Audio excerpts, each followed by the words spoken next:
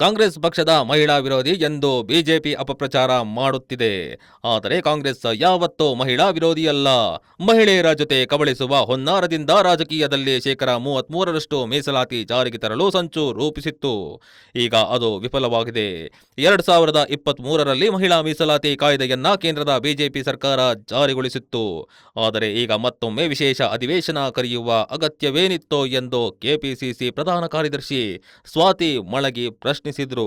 ಕೇಂದ್ರ ಸರ್ಕಾರಕ್ಕೆ ಮಹಿಳೆಯರ ಬಗ್ಗೆ ಕಾಳಜಿ ಇದ್ದರೆ ಲೋಕಸಭೆಯ 543 ಸ್ಥಾನಗಳಲ್ಲಿ ಮೀಸಲಾತಿ ನೀಡಲಿ. ಬಿಹಾರ ರಾಜ್ಯದಲ್ಲಿ ಮಹಿಳೆಯರಿಗೆ ಸ್ಥಳೀಯ ಸಂಸ್ಥೆಗಳ ಚುನಾವಣೆಯಲ್ಲಿ 50% ಮೀಸಲಾತಿಯನ್ನ ನೀಡಲಾಗಿದೆ.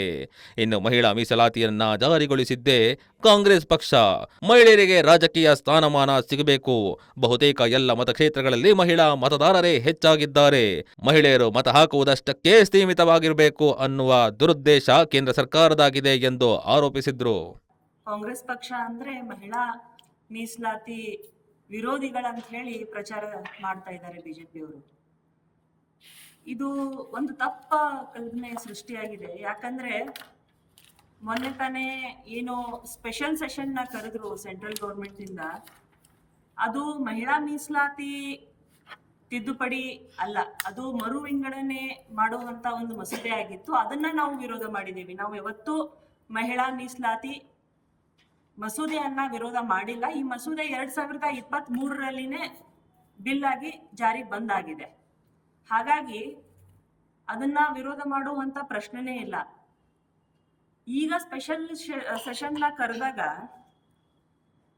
ಅದರಲ್ಲಿ ಏನಿತ್ತು, ಈ ಸೆನ್ಸಸ್ ನ ಸ್ಕಿಪ್ ಮಾಡಿ ಡೈರೆಕ್ಟ್ ಕ್ಷೇತ್ರ ಮರು ವಿಂಗಡಣೆ ಮಾಡಿ ನಾವು ಮಹಿಳಾ ಮೀಸಲಾತಿಯನ್ನ ನೀಡ್ತೇವೆ ಅಂತ ಇತ್ತು.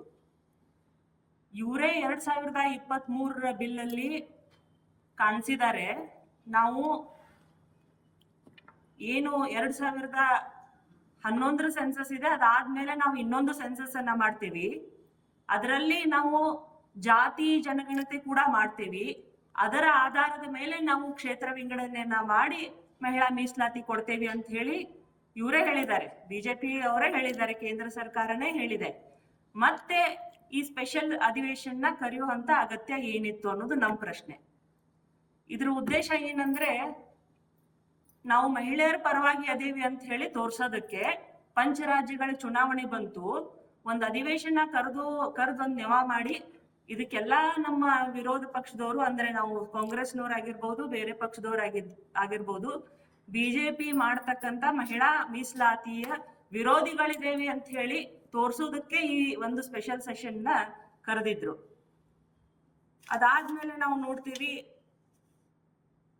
ಈಗ ಸೆನ್ಸಸ್ ಈಗಾಗಲೇ ಸ್ಟಾರ್ಟ್ ಆಗಿದೆ. ಸೆನ್ಸಸ್ ಸ್ಟಾರ್ಟ್ ಆದ್ಮೇಲೆ ಈಗ ಅದ್ರೊಳಗಡೆ ಒಂದು ಡಿಜಿಟಲ್ ಫಾರ್ಮ್ಯಾಟ್ ಅಂತ ಹೇಳಿ ಏನ್ ಮಾಡ್ಕೊಂಡಿದ್ದಾರೆ, ಅದರಲ್ಲಿ ಜಾತಿ ಜನಗಣತಿ ಅನ್ನೋದು ಕೂಡ ಇದೆ ಅಂತ ಹೇಳಿ ನಾವು ಕೇಳ್ಪಟ್ಟಿದ್ದೇವೆ. ಅಂದ್ರೆ ಈಗ ಫಸ್ಟ್ ಬರುವಂತದ್ದು OBCಗಳು, ಈ ಬ್ಯಾಕ್ವರ್ಡ್ ಕಮ್ಯುನಿಟಿ ಏನ್ ಬರುತ್ತೆ ಅದರ ಸಂಖ್ಯೆ ಜಾಸ್ತಿ ಇರೋದ್ರಿಂದ ಅವ್ರು ಮೊದಲು ಬರ್ತಾರೆ. ಆಮೇಲೆ ಪರಿಶಿಷ್ಟ ಜಾತಿ, ಅಲ್ಪಸಂಖ್ಯಾತರು, ಪರಿಶಿಷ್ಟ ಪಂಗಡ, ತದನಂತರ ಹಿಂದುಳಿದ ಸಮುದಾಯಗಳ ಒಂದು ಸಂಖ್ಯೆ ಹೊರಬರುತ್ತೆ ಈ ಒಂದು 2026ನಲ್ಲಿ ಆಗುವಂತ ಸೆನ್ಸಸ್ ಇಂದ.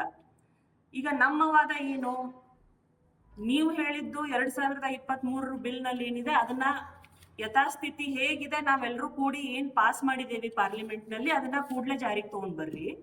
ಇಲ್ಲ ಅಂದ್ರೆ ಇದ್ದಂತ ಸ್ಥಾನಗಳಿಗೆ ನೀವು ಮೀಸಲಾತಿಯನ್ನ ಕೊಡಿ. ಸಂಪೂರ್ಣ ನ್ಯೂಸ್, ಇದು ನೊಂದವರ ಧ್ವನಿ.